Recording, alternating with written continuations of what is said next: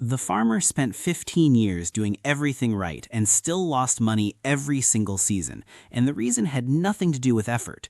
His name was Marcus, and he ran a small goat operation in rural Tennessee. He fed them well, kept the pens clean, showed up every morning before light. By October each year, he'd sit down to tally the numbers, and the same thing would happen. Nearly 3/4 of every dollar he earned had already been eaten by the feed bill before a single animal sold. The goats weren't the problem. The math was broken from the start. 7 operations exist right now that flip that equation entirely. Each one produces more return per square foot, per dollar of feed, and per hour of labor than most traditional livestock ever will. And when you stack them together, something interesting happens. The feed costs that destroy most small farms start canceling each other out. Studies on integrated small farm systems show that stacking the right enterprises can cut net feed costs by nearly half. Not a rounding error, a structural advantage. What's the first one that changes the whole timeline? 1. Coturnix quail. A quail hen hatched this morning will be laying eggs in your hand 6 weeks from now, not 5 months from now like a standard laying hen, not 18 months from now like a meat goat waiting to break even. 6 weeks. That speed is the entire argument for raising them. Capital you put into quail rotates back before you've had time to build another pen, and the next batch is already growing while the first one is already paying you. A woman running 60 birds on a 5-tier wire rack in the back corner of her garage clears around $320 a month after feed and bedding. She sells to a local coffee shop and a handful of repeat customers within a few miles. The birds take up less floor space than a chest freezer. The income covers her grocery bill every single month from animals most of her neighbors don't even know she has. Here's the part that opens the door for people who thought zoning had locked them out. Most municipal codes that prohibit backyard chickens say nothing about quail because they're classified as game birds, not poultry. An HOA that would fight you over 3 hens will never notice 30 quail behind a garden shed. Each bird needs roughly 1 square foot of space and eats about 25 grams of feed daily. A single hen lays between 250 and 300 eggs per year. Those are small specialty eggs, and that matters enormously for who you sell to. The people who make quail profitable don't wait to find buyers after the fridge fills up. They lock in a restaurant account, an Asian grocery, or a dedicated customer list before they bring home a single chick. The ones who stay profitable long-term also never let one single buyer control more than 40% of their monthly revenue. Lose that account and the whole operation survives. Chase demand after the fact and you'll be standing at a farmer's market all Saturday moving 4 dozen eggs and wondering why the numbers don't work. Quail give you speed and specialty cash flow. What they don't give you is a substantial meat yield, and that gap is where the next operation fits. 2. Meat rabbits. One productive doe will produce somewhere between 30 and 40 offspring over the course of a single year. Each one reaches 4 to 5 pounds of market weight in 8 to 12 weeks. Compare that to the goat Marcus fed for a year and a half before it earned a single dollar, and the difference stops being gradual, it's categorical. Rabbits are also nearly silent. No crowing, no bleating at 5 in the morning. A neighbor could be close enough to shake hands over the fence line and never know an operation is running. In fact, the way most people find out their neighbor raises rabbits is when they get invited to dinner. The feed conversion ratio is what makes rabbits genuinely compelling on paper. 3 pounds of feed converts to 1 pound of live weight gain. A beef cow needs closer to 8 pounds for that same result. You're growing significant protein on a fraction of the input cost inside the footprint of a garden shed. Where the economics collapse for beginners is feed purchasing. Buying pellets in small retail bags can cost you $20 or more to raise a single rabbit. At that price point, you're not farming, you're running an expensive hobby that smells like cedar. Buying in bulk and pushing a doe from average productivity up toward 55 or 60 offspring a year is where the operation starts making real money.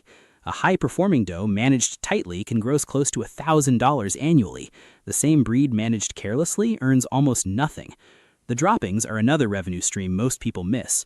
Rabbit manure is cold, which means it goes straight onto a garden bed with gardeners who understand that pay real money for it.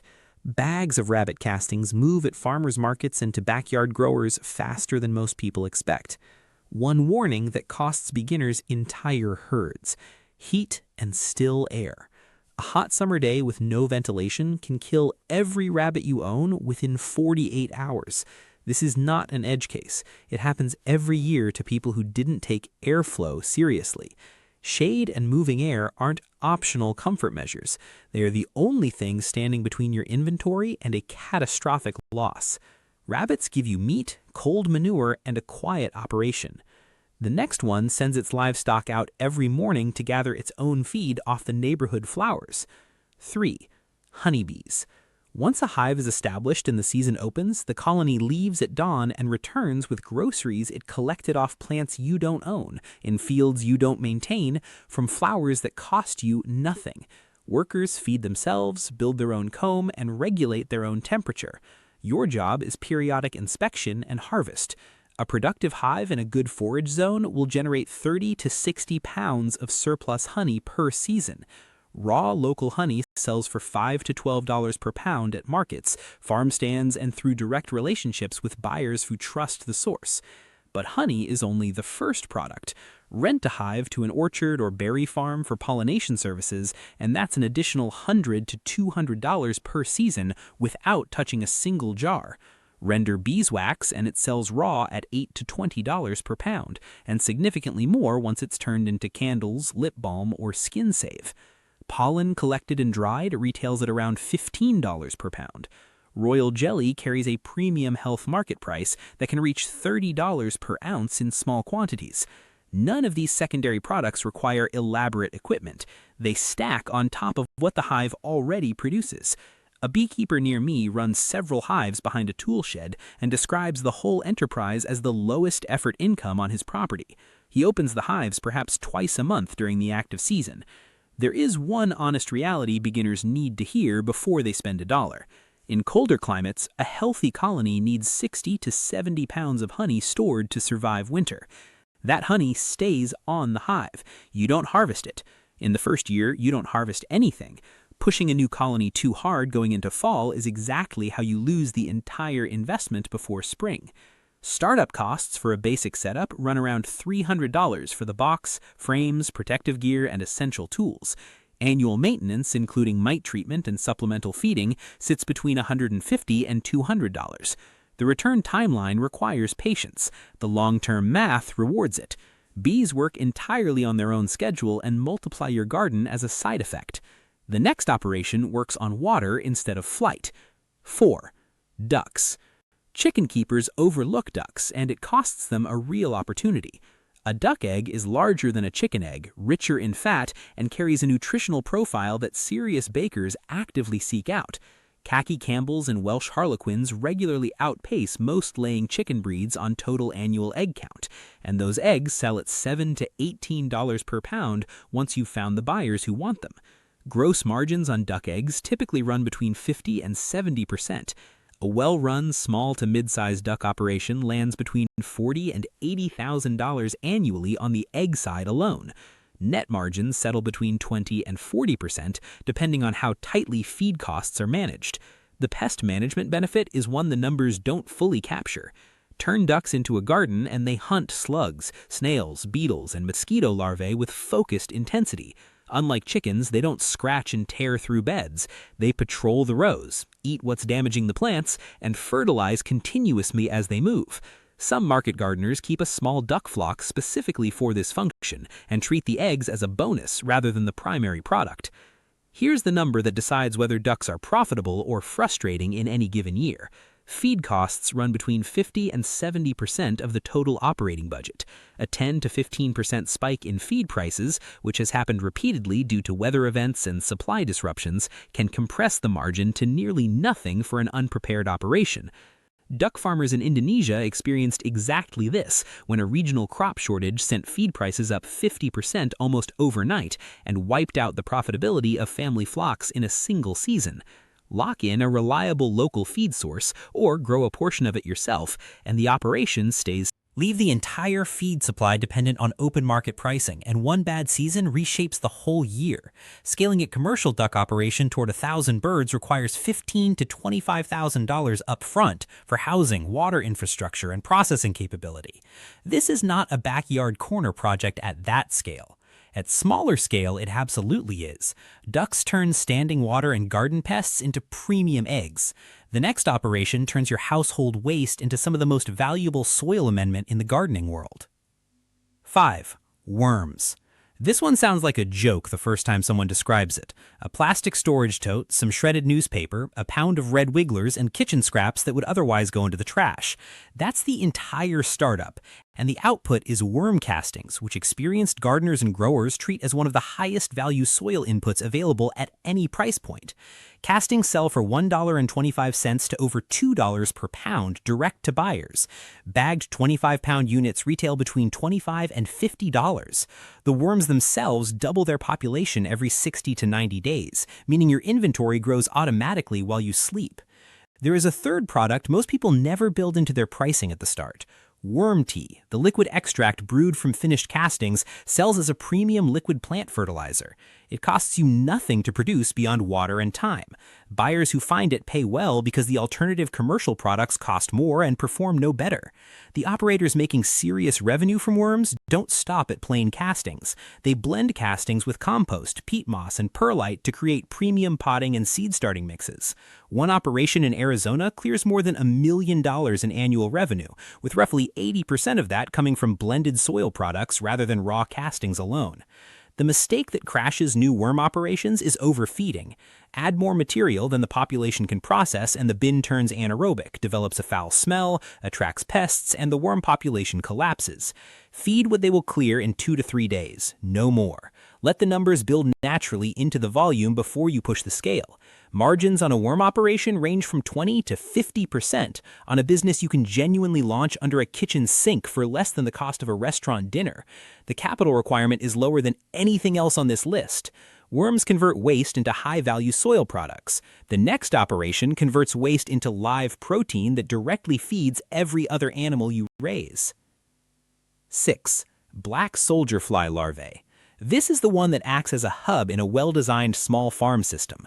The larvae eat what almost nothing else will productively consume: food scraps, overripe produce, manure, organic waste streams that cost most operations money to deal with. A single larva will consume half its own body weight in waste material per day. A well-managed colony will reduce a pile of organic waste by 2/3 within 2 weeks, while converting it into a feed product containing up to 42% protein. That protein matters enormously because commercial protein feed is the single largest cost on most small livestock operations. Chickens eat larvae enthusiastically, so do ducks, quail, and fish. Incorporating larvae as a consistent supplemental feed source can reduce purchased commercial feed costs by up to 30% across the animals that consume them. That is not a marginal improvement. That is a structural change to the economics of everything else running on the property. A grower in Florida runs a small larvae operation off the back of his property using food scraps hauled from a local restaurant that was paying to have the waste removed. He pulls around 200 pounds of larvae per week from a few hundred square feet of rearing space and clears between $1,500 and $2,000 per month. The restaurant is glad to have the scraps taken. He's glad to have the feedstock. Neither of them pays the other $1 for the transaction. The frass, which is the waste material the larvae leave behind after processing, is a nitrogen-dense fertilizer that commands premium pricing from gardeners and growers. 2 separate revenue streams from one waste input. The trap that ends most new larvae operations before they become sustainable is purchasing replacement larvae stock every single cycle from outside breeders. Day-old larvae from commercial suppliers are not cheap, and that cost can consume half the operating margin on its own. The operations that last and scale breed their own colonies, producing larvae internally for nearly nothing per cycle. Get the breeding side working and the cost structure changes completely. Larvae feed your other. The last operation on this list closes a circle that makes the whole system work differently than the sum of its parts. 7. Tilapia aquaponics. Fish waste fertilizes plants. The plants filter the water and return it clean to the fish, a closed biological loop where 2 enterprises feed each other continuously. Tilapia convert approximately 1.5 pounds of feed into 1 pound of fish, making them among the most efficient feed-to-protein converters in agriculture. But here is the honest accounting that most promotional content on aquaponics skips entirely. The fish alone rarely produce profit. Indoor tilapia cost $3 to $5 per pound to raise and typically sell for roughly the same amount. The fish side of the equation on its own breaks even at best and loses money in most setups. Research on operational traditional aquaponic farms confirms this. One Alabama trial ran its catfish component at an $11,000 loss, while the integrated tilapia and plant side returned a profit. Established commercial systems that are actually generating returns show 15 to 27% profitability, and those returns come primarily from the plant side of the operation. The way aquaponics works as a business is that you run the tilapia as a biological engine that produces free, high-quality fertilizer for premium herbs, lettuce, basil, and microgreens. The greens carry the margins the fish never will. You're not in the fish business, you're in the herb business with a very efficient fertilizer system attached. Two failure modes end aquaponic operations, and both are abrupt rather than gradual. Labor runs approximately 40% of total operating cost because the water system needs daily monitoring. A pump failure, a filter blockage, or an ammonia spike that goes unnoticed for a day can stress or kill your fish stock in hours. The second failure mode is more catastrophic in cold climates. A winter power outage that stops the pumps for a few hours in freezing temperatures can wipe out an entire fish population overnight. In a cold climate, a backup power system is not a luxury upgrade. It is the only thing that protects your entire investment from one bad night. Get the plant side working and get the power backup in place, and aquaponics becomes a remarkably efficient protein and produce system. Now here is where the sevens stop being seven separate operations and become something structurally different. The worms process rabbit droppings. The larvae consume kitchen scraps and feed the quail and the fish. Duck pond water and worm tea irrigate the aquaponic greens and the garden beds. The bees service everything that flowers and multiply yields across the entire property. Feed costs that would individually strain each operation begin canceling each other when the enterprises share inputs and outputs. Research on integrated multi-enterprise small farms puts the efficiency gain from stacking complementary systems at up to 47% reduction in net feed costs. Not each one becoming slightly more efficient, the whole system producing a fundamentally different economic result than any single piece could generate alone. But before you try to build all seven at once, there are 4 mistakes that end more small farm attempts than disease, drought, or bad luck combined. The first is launching everything simultaneously. Spreading attention and capital across 7 enterprises before any single one is generating reliable revenue means everything runs at partial capacity. Nothing gets the focused management it needs to stabilize. By midsummer, you're exhausted, the numbers are still negative on everything, and you're looking for a reason to stop. Take one operation, run it until it's profitable, then add the next one onto a workflow that already functions. The second mistake is building the supply before securing the demand. Raising quail, growing worms, or producing larvae without a confirmed buyer lined up first means you'll spend weeks watching product accumulate faster than you can move it. Call the chef before you buy the chick. Confirm the gardener wants castings before the bin is full. The market conversation happens before the first dollar of startup cost, not after. The third mistake is underestimating summer. No ventilation plan, no shade structure, no airflow strategy for hot months, and one still afternoon ends a year of work. This applies to rabbits most severely, but quail, larvae, and worms all suffer in unmanaged heat. The summer plan is not optional preparation, it is risk management.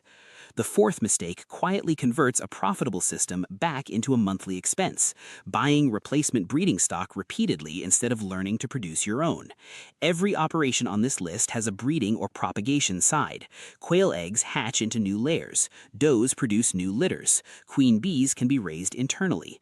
Worm populations double themselves. Larvae colonies self-sustain with a breeding chamber. The moment you stop purchasing replacements and start producing your own, the cost structure of the whole system shifts permanently in your direction. Picture what that looks like on a regular morning. You step outside before the day starts.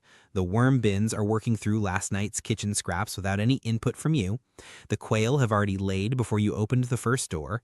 The larvae colony is processing a bucket of restaurant scraps that someone else used to pay to dispose of. The bees lifted before you woke up and are already working flowers 3 fields away. The rabbit litters are gaining weight on feed that cost a fraction of what the retail bags would have run. The duck pond is cycling nutrient-rich water through a bed of herbs growing faster than the fish alone could have fertilized them. The feed store bill you used to resent is almost unrecognizable. That is the math Marcus was trying to find on the back of a napkin all those years. He was never going to find it with goats because the structure of that operation works against small-scale economics from the start. The timeline is too long, the feed conversion is too inefficient, and a single enterprise can't offset its own input costs with complementary outputs. It wasn't his land, it wasn't his effort, it wasn't even the goats. It was the absence of the interconnections that make the numbers actually work. Every operation on this list was chosen because it produces something another one on the list can use. That is not coincidence. That is the design principle underneath all of it. Waste from one system becomes an input for the next. Cost centers become revenue streams. Animals that would individually strain a small budget start subsidizing each other when they share a well-organized acre. If you're deciding where to begin, the answer depends entirely on your starting constraints. If you have very limited space and want the fastest return, start with quail or worms. If you have a working garden and an existing pest problem, ducks solve two problems at once and pay you for it. If you already have kitchen scraps and access to organic waste streams, black soldier fly larvae are the fastest path to cutting your future feed costs across everything else you plan to add. If you're patient and thinking about the long game, bees reward the person willing to wait through the first year without harvesting. None of these require large acreage. None require significant upfront capital. Several of them can operate inside residential zoning without anyone raising a concern. The common denominator across every failure story in this space is not a lack of land or money.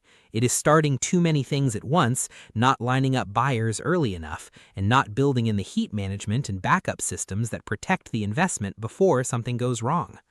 The common denominator across every success story is simpler still. One enterprise that works, then one more built onto it. Then the interconnections start producing something the individual parts never could on their own. The system starts covering its own costs in ways that feel almost automatic once the pieces are talking to each other. Marcus eventually sold the goats. He started with worms and a small quail setup in a corner of the same barn that used to house animals eating his margin every month. By the following fall, his feed bill was less than a quarter of what he'd been spending. Not because he got better at farming goats, because he changed the math entirely.